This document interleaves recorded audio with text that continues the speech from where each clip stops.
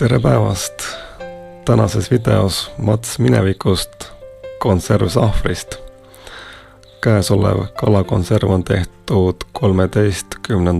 septembril 1991 vabas Eestis. Tootja on Tallinna kalakombinaat. Enne vanasti pandi konservile mitte parim enne, vaid valmistamise kuupäev. Ja kes on alati tahtnud teada saada, mida kujutab endast 29 aastat vana konserv, siis nüüd on teil võimalus seda näha.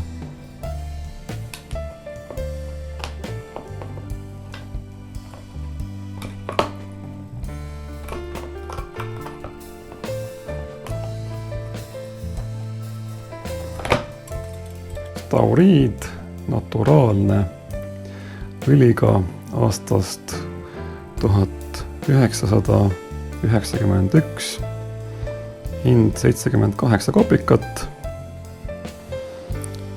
ja säilivus valmistamise kuupäevast 2 aastat.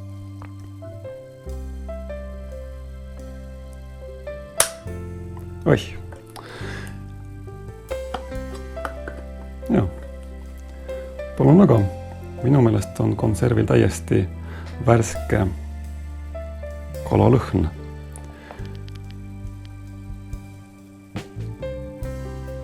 Ja see näeb, minu meelest näeb see päris söödav välja. Kuigi ma ütlen, et ma ei soovita teil 30 aastat vana konservi süüa. Konserv on lahti tehtud, avatud ja aitäh vaatamast!